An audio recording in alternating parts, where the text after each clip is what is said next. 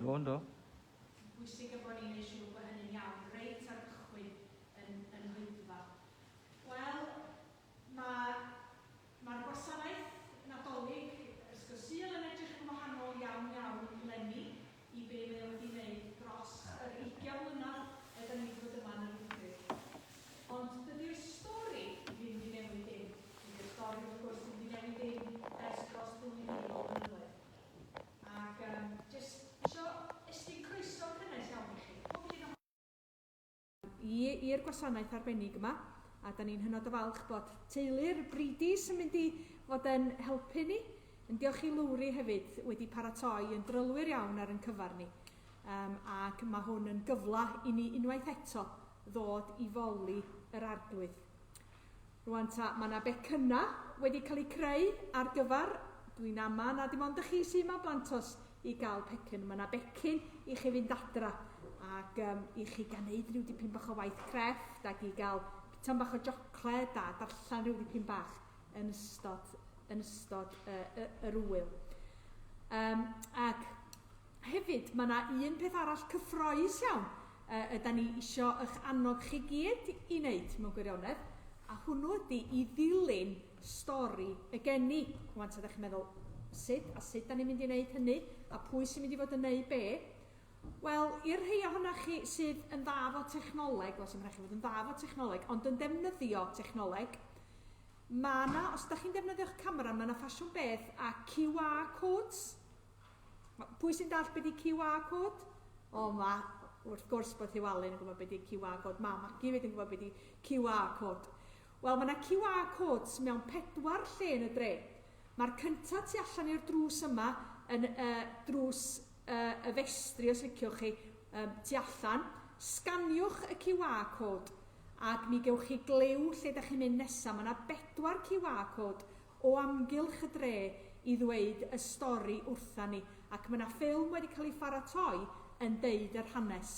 Felly mae hwnna'n rhywbeth cyffroes i chi wneud pam da chi ddim yn dysgu ar-lein neu pam da chi ddim yn yr ysgol felly. Mae'n rhywbeth cyffroes i chi wneud. Ac a deud y gwir wrtha chi, dwi'n meddwl bod yn rhywbeth dipyn bach yn exciting i ni'n wneud fel da ni'n mynd am dro o gwmpas y dre hefyd. Felly, jes eisiau'ch annog chi wneud hynny. Ac jes eisiau'ch atgoffa chi hefyd o system, y capel system, un ffordd, da chi'n mynd allan, yr un ffordd da chi'n dod i fewn, yn hytrach na bod ni gyd yn croesi ar draws yn gilydd. Mae hwnna'n aros i fath ac erioed o'r blaen. Felly, dowch i ni gyflwyno y gwasanaeth yma. Dwi'n diolch i bawb sy'n cymryd rhan, diolch i Marged, diolch i Budig y Marc, a diolch i bob un honna chi sydd wedi wneud heddiw yma yn bosib. Felly, dowch i ni gyflwyno y gwasanaeth yma rwan, reit ar y dechrau, i'r arglwydd. Dwch ni blygu pen. O ddiwyn tad nefol, da ni'n diolch i chdi am y dolig. Da ni'n diolch i ti am gyfle da ni'n gael i ddod ger bron y preseb.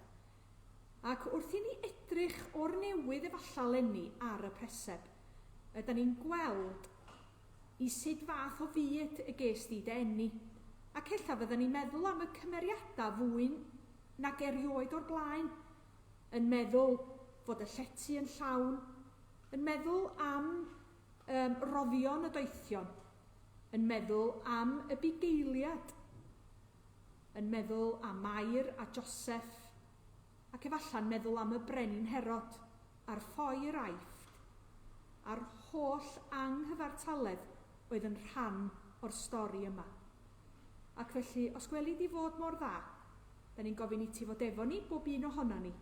Da ni'n gofyn i ti fod efo pawb sy'n dilyn y gwasanaeth yn rheithiol. A da ni'n gofyn i ti fod efo'n teuluoedd ni ac efallai'n ball un ydyn ni'n poeni amdanyn nhw fwy na'i gilydd.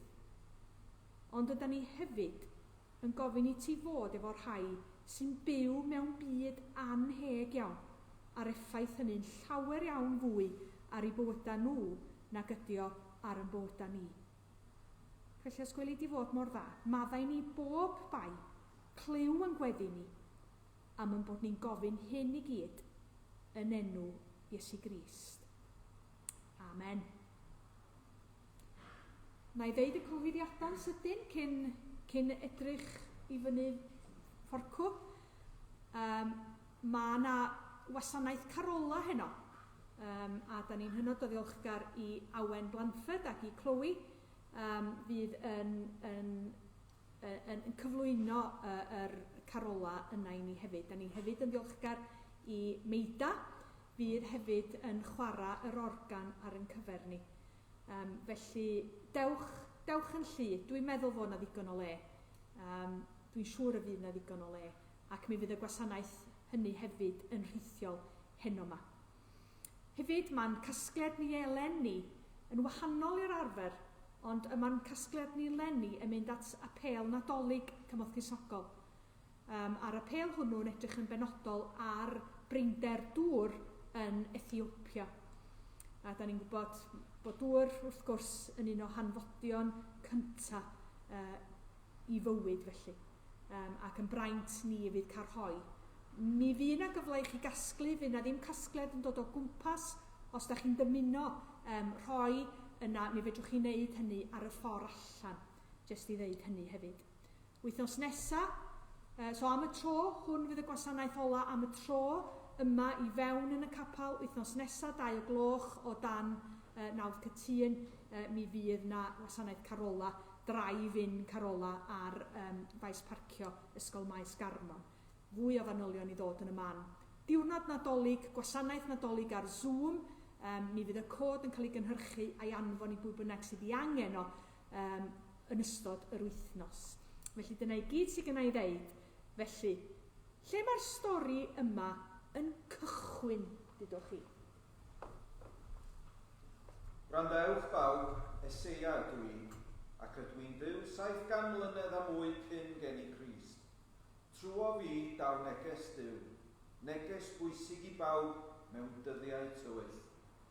Y tro cyntaf, cafodd tir Sabilon a thir Naftali eu cywilyddio, ond yn y dyfodol daw Duw ac anrhydedd i Galilea cenedloedd ar ffordd y môr tu draw i'r afon Iorddonen.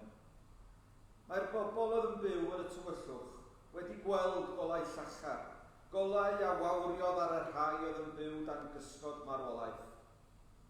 Achos mae plentyn wedi cael ei eni i ni, mab wedi cael ei roi i ni, yr un ar cyfrifoldeb o lywodraethu, a chaiff ei alw'n strategydd rhyfeddol, y Duw arwrol, tad yr oesoedd, tywysog heddwch.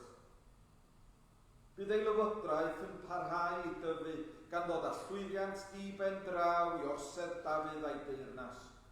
Bydd yn ei sefydlu a'i chryfhau a thyrnasu'n gyfiawn ac yn deg o hyn allan ac am byth. Mae'r arglwydd holl bwerus yn benderfynol o wneud hyn i gyd. Cysurwch nhw. Cysurwch fy mhobol i. Dyna mae eich Duw yn ei ddweud. Byddwch yn garedig wrth Jerusalem a chyhoeddi bod y dyddiau caled drosodd. Seion sy'n cyhoeddi newyddion da, dringa i ben mynydd uchel. Ie, Jerusalem sy'n cyhoeddi newyddion da. Gweidda'n uchel, gweidda, paid ag ofni, dywed wrth drefi Jwda, dyma'ch Duw chi. Edrychwch, bydd y ferch ifanc yn feithiog ac yn cael mân, a bydd y plentyn yn cael ei alw'n Emmanuel.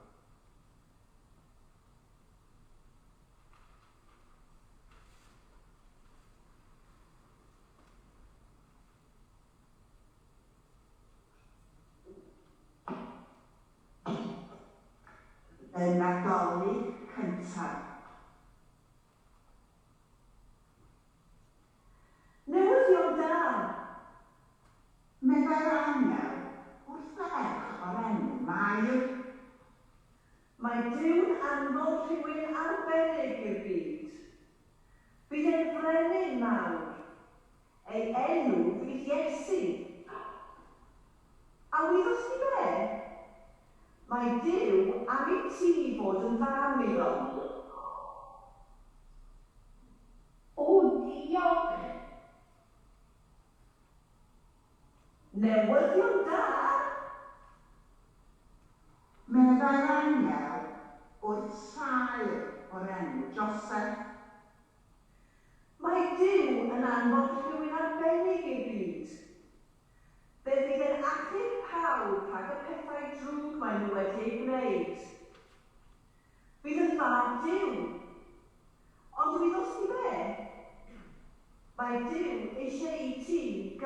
Mair ei fam yn wraig I ti, a chodi Iesu bach fel dy blentyn ti dy hun.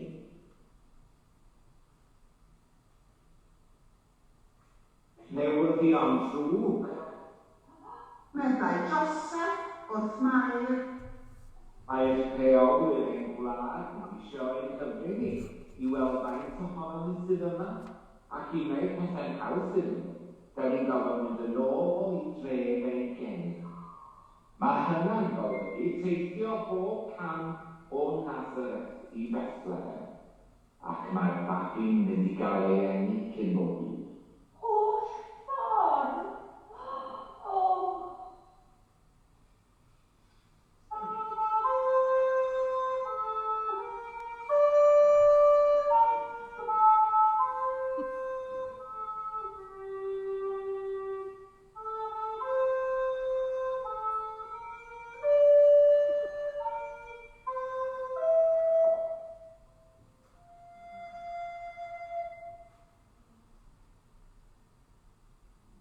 Newyddion drwg.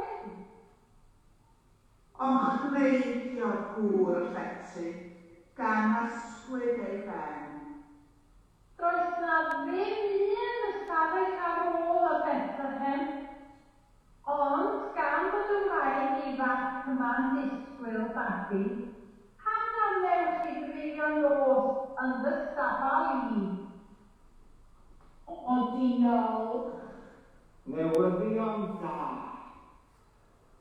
Gwenodd Joseph wrth estyn y babi I Mair. Bachgen I yn union fel yr adnawod Duw. Mae Duw ei hun yn dyfreichiad I. Iesu. O, y maban bach I, Iesu. O. Newyddion da. Galwodd yr angel ar y bugeiliaid ar y bryn. Mae Duw wedi anfon rhywun arbennig i'r byd. Yr un rydych chi wedi bod yn disgwyl amdano. Nawr, os bryswch chi I Bethlehem, fe gewch chi ei weld yn y drosodd eich hunain. Dim ond babi yw e nawr wedi ei lapio'n gynnes yn gorwedd mewn pasau. Ond I diwrnod, fe fydd yn eich acryw chi rhag pob peth sydd o'i le. Rhyw ddydd, fe fydd ein dod â thanedd I chi.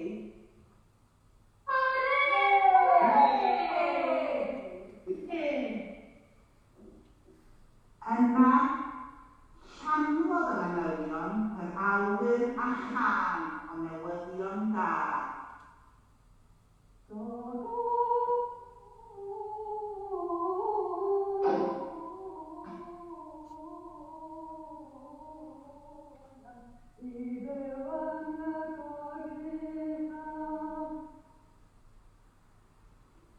Aeth y bugeiliaid I Bethlehem ar y newyddion da. Ac ar y dydd Nadolig cyntaf hwnnw, dim ond gwylio naeth Mair.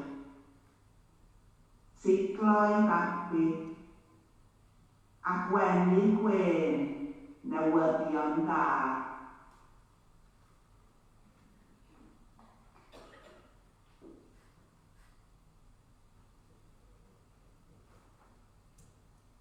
Diolch I criw a gyllyfr Adal Wrecsam am y dehongliad yna o'r stori.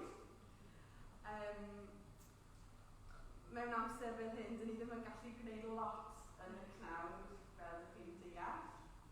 Yn ogystal, dyn ni ddim yn gallu canu fel faswn ni'n licio gwneud. Ond diolch I ymdrechion a sgiliau technegol Rhywalyn, dyn ni'n mynd I allu rhannu carol I chi rwan henllich I ti. Ac yna bydd Meida yn chwarae carol arall I ni, a mi gawn ni myfyrio ar y geiriau wrth I ni wneud hynny.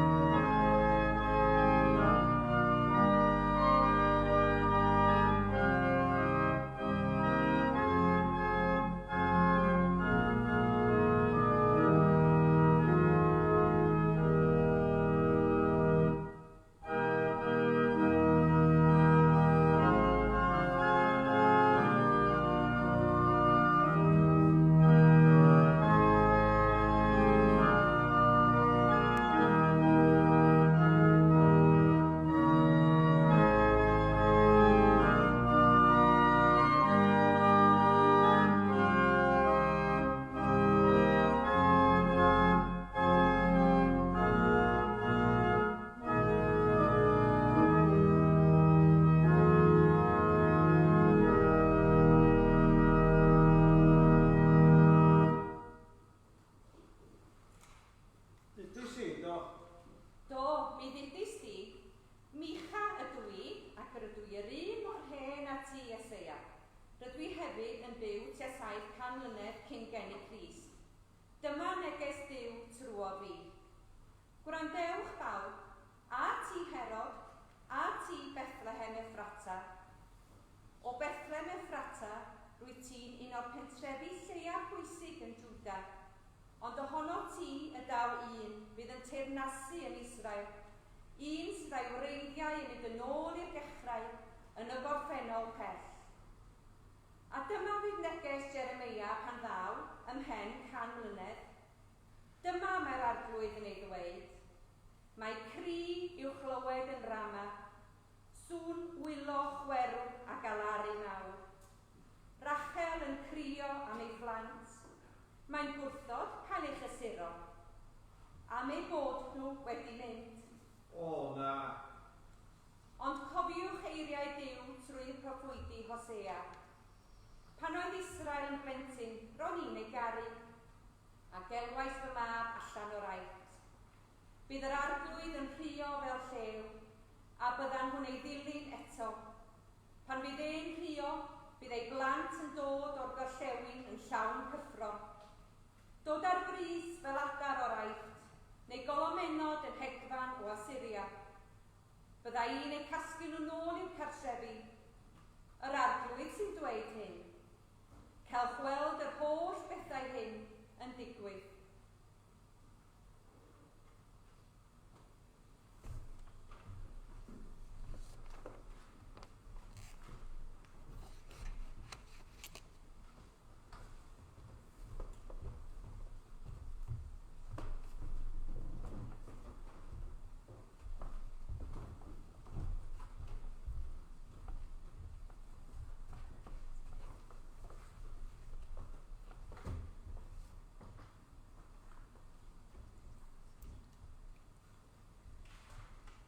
Roedd yr awyr yn ddu. Roedd y noson yn glir. Roedd y ser mor llachar a diamwyntiau. Perffaith, just fel y dylai hi fod. Ond y funud honno, rhoddodd Duw broc i'r seren fwyaf llachar a'i gyrru hi arnofio fel barcud ar draws awyr y nos. Rwsiwch, dewch i weld mae na seren newydd a mae hynna'n golygu. Brenin newydd. Mae brenin newydd wedi cael ei enw rhywle. Fe ddywed ei beth, gadewch i ni ddilyn y seren i weld. Felly, dyma'r 3 seryddwyr yn dringo i ben eu camelod ac yn dilyn y seren. Pam oedd hi'n 20 o gamu, roedd anwthan 20 o gamu hefyd, ar draws y diffeithwch a mynyddoedd y cafonydd, nes iddyn nhw gyrraedd gwlad yr Iddewon. Gwlad pobl Dduw. Rydyn ni wedi teithio'n bell. Esboniodd y seryddwr cyntaf wrth y brenin Herod.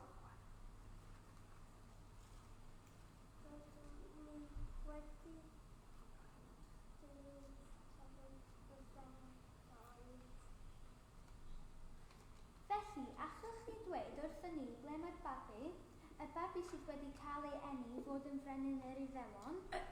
Brenin yr Iddewon? Brenin yr Iddewon? Meddai'r brenin Herod gan wneud ei orau beidio dangos ei fod wedi cynhyrfu.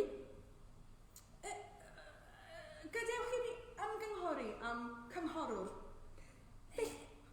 Felly galwodd y brenin Herod gyfarfod. Cyfarfod nad oedd yr un yn hapus iawn. Brenin yr Iddewon! Brenin yr Iddewon! Fyw Brenin yr Iddewon!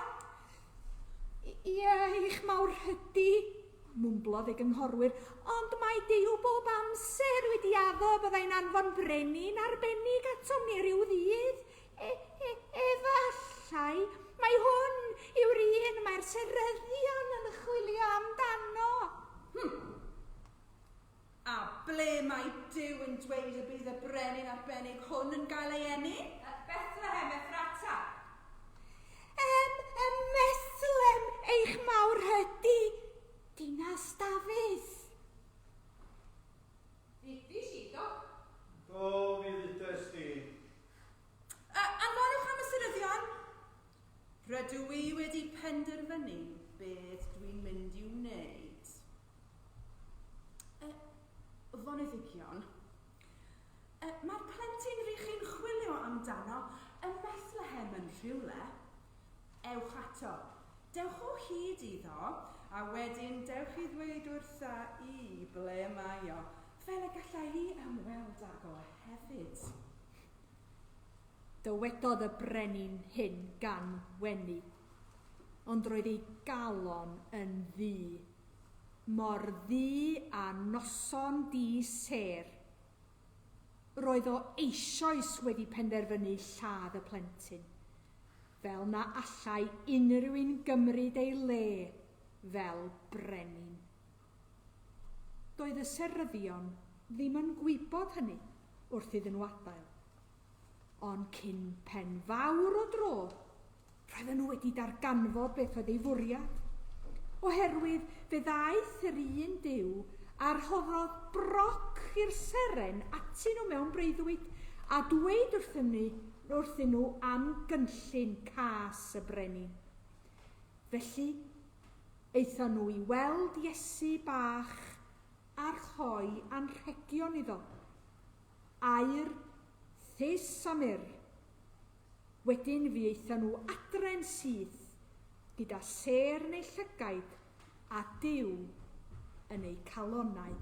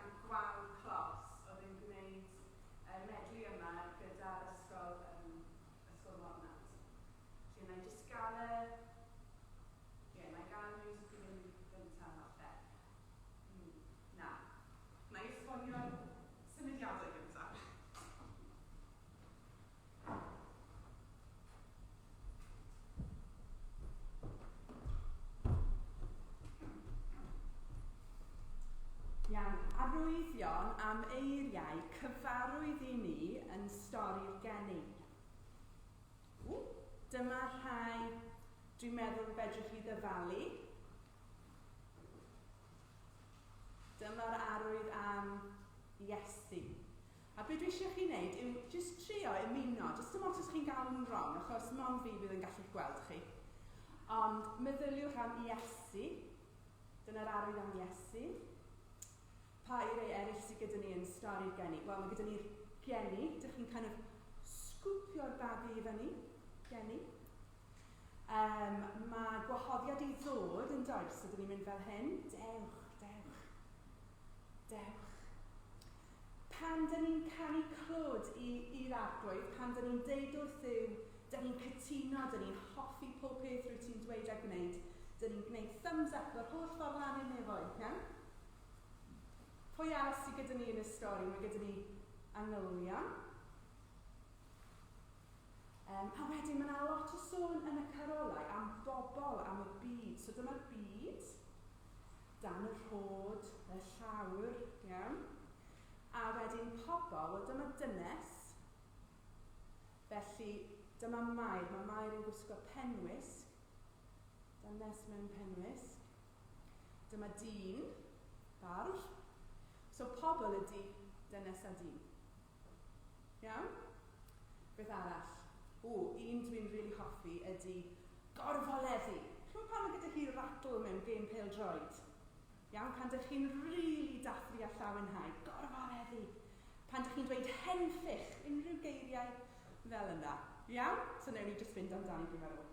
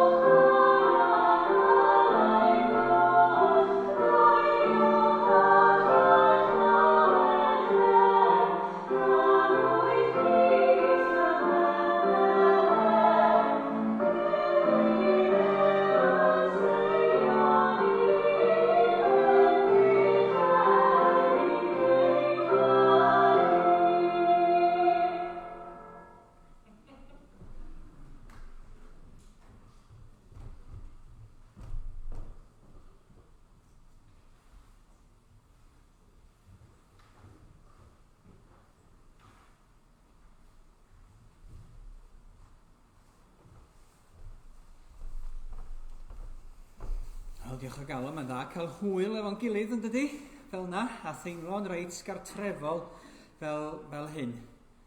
Ac meddwl am fod yn gartrefol, mae llawer ohono ni eleni wedi bod yn treulio lot fawr o amser yn cartrefi Does? Ac wedi bod yn stuck yn y tŷ neu o gwmpas yr ardd ac yn ôl rhai misoedd yn ôl, byddwn ni ddim ond yn cael mynd allan unwaith yn y dydd ar enw mestyn, hynny wedyn ni 2 waith, a siopa dim ond pan oedd rhaid, ac yna mi gafon ni fynd ymhellach a mynd ar ryw wyliau bach yn ystod yr haf rhai ohono ni. Ond llawer iawn, a dwi'n gweld pobl eto sydd wedi bod yn eu cartrefi ar hyd y flwyddyn. A dwi'n yn gwybod beth sydd yn gwneud cartref yn gartref i chi, beth sydd yn eich gwneud chi i deimlo yn gartrefol felly. Byddai'n hoffi rhoi slipas am yn yr haid yn y mi nos, mwyn gwylio News at 10 rhywbryd felly. Weithiau byddai hyd yn oed yn gwisgo pyjamas. Weithiau byddai'n hoffi eistedd ar y soffa a bod yn gwylio'r teledu a bod o gwmpas y bwrdd hefyd a bod yn gynnes ac yn glyd yn cartrefi. Ac mae'n siŵr bod hynny yn rhan pwysig o fod yn gartrefol. Ond dyn ni'n meddwl am stori'r geni yma. Stori geni Iesu Grist ac yn hyfryd gwneud y symudiadau yna i gyd. Mi gofiwn i'r symudiadau yna. Y geni felly. A Iesu yn dod i'r byd. Cymeddwl am Dduw yn gwneud i gartref hefo ni yma ar y ddaear. Ac nid cael soffa braf i fod arni hi, na gwely neis, na dillad gwely, sidan neu cotwm o'r aifft, felly bynnag mae'n dillad gwely ni'n dod, neu pyjamas, a tân clud, a central heating, a double glazing, a llenni i'w tynnu. Nid dod i gartre felly mae'r arglwydd Iesu, ond mae o'n dod i le digon oer, a dwi'n gwybod bod lot ohonoch chi ddim yn licio bod yn oer. Da ni isio bod yn gynnes, da ni isio bod yn glyd. Ac mae'n cartrefi ni yn llefydd clud gan fwyaf i fod ynddyn nhw. Meddwl am y beidu yna, lle oedd yr anifeiliaid wedi cael ei geni. Lle oedd yr anifeiliaid yn byw, mae'n siŵr bod nhw wedi cael ei geni yno. A meddwl am Iesu, a Mair a Joseph, Mair yn geni Iesu Grist ac yn ei osod o mewn preseb, yn trio i wneud o mor glyd a phosib yn y gwair, yn y preseb, yn yr beidu neu'r stabal neu'r cwt yna lle roedd yr anifeiliaid yn byw. Ond dydy Iesu ddim yn cwyno. Dydy Mair a Joseph ddim yn cwyno, ddim yn deud lle mae'r double glazing, lle mae'r soffa, lle mae'r llenni i'w tynnu. Mae Iesu yn fodlon dod i'n byd ni ac yn mewn gartrefol oherwydd bod o yn plith ni, oherwydd bod o yn cael dod yn agos ato ni. Dyna y proffwydi yn sôn, dwi'n meddwl, sôn am Dduw yn dod yn agos ato ni, gwneud i gartref, symud i mewn un cymdogaeth ni, a dod, nid gwisgo pyjamas, ond gwisgo yn cnawd ni, bod yn ddyn fel ninnau. Ac mae Ioan yn sôn ar ddechrau yr stori mae o'n adrodd am Iesu Grist.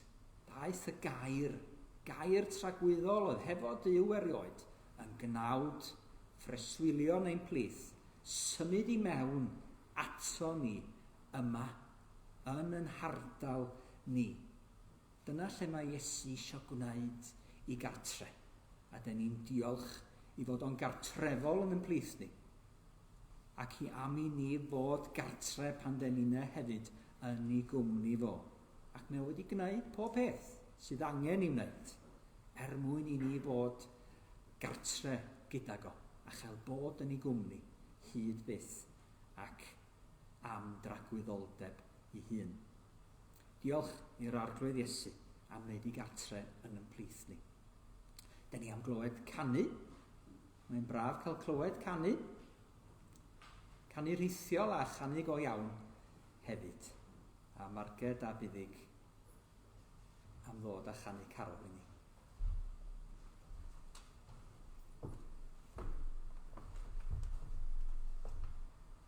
Da ni am ganu carol o'r enw Hedd y Nadolig. Mae'n garol amserol iawn. Wedi chyfansoddi gan Elin Owen a Sioned Roberts, y gerddoriaeth gan Elin Owen a geiriau gan Sioned Roberts a'r ddwy yn athrawon Ysgol Penbaras. Dwi'n sôn bod hi'n amserol achos mae'n cyfeirio at y cyfnod anodd yn i gyd yn wynebu ar hyn o bryd a'r gobaith y bydd pethau yn gwella yn o fuan.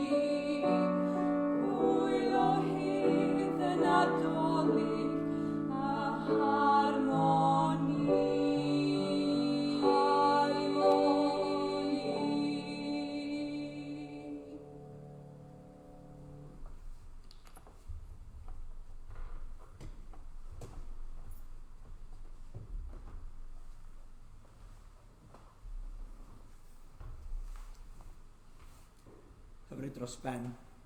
Diolch i chi i gyd sydd wedi paratoi ac wedi bod yn cymryd rhan heddiw yma. Mae hi'n braf bod wedi cael rhai gymryd rhan yn gwasanaeth Nadolig ni. A diolch am bob cefnogaeth i'r gwasanaeth yma hefyd. Ia, clap i fawr.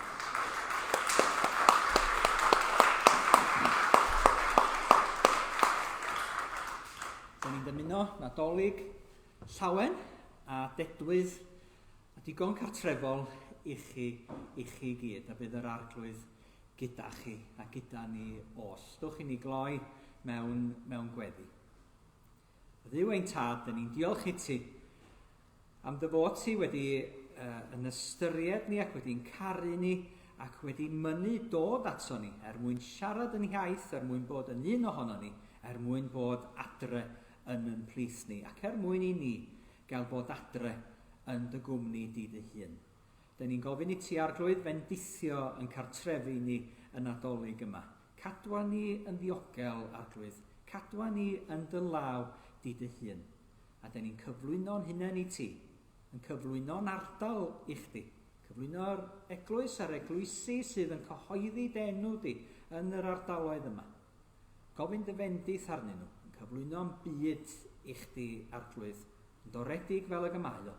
Gan diolch i ti am neges yn Nadolig eto, geni gwaredwr byd yn ymplith.